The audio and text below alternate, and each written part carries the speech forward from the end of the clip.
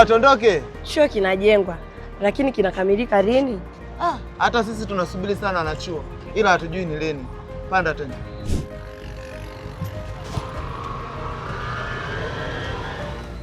Biashara zetu zinasubiri sana wanafunzi, lakini ni lini? Maswali haya hayako hewani tu, yako mioyoni mwa wananchi wa Njombe. Ndiyo, wanajua ndoto yao inajengwa, lakini sasa hawataki tena kuona michoro na ramani. Wanachotaka kuona ni mwisho wa safari hii, na hapa ndoto yao inachukua sura halisi.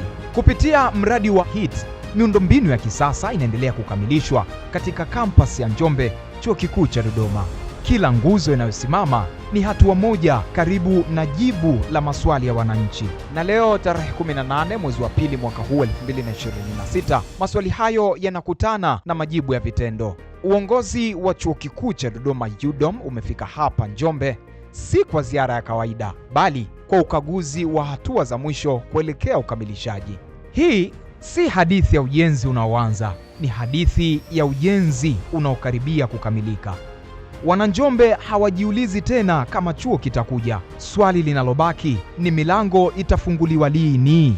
Mimi niwahakikishie majengo yote tarehe 30 mwezi wa 5 yatakamilika kama mkataba unavyosema. Hii ni awamu ya kwanza ya mradi huu. Huu mradi wa hapa Njombe gharama yake ni takriban shilingi bilioni 20. Ni mradi mkubwa na una majengo mbalimbali, ikiwa ni pamoja, kwanza kuna jengo la utawala, kuna jengo la taaluma, kuna maabara pamoja na karakana, kuna cafeteria, kuna hostel za wanafunzi, kuna dispensary. Swali la lini chuo kitakamilika linaendelea kujibiwa katika kila tofali linalowekwa, katika kila ukuta unaokamilika na katika kila hatua inayokaguliwa leo. UDOM Njombe sio tena ahadi, ni uhalisia unaokaribia kufunguliwa. Elimu inakuja, fursa nazo zinakuja. Njombe inapaa. Hiyo langu jina ni Robert Mauya, mpaka wakati mwingine, bye bye.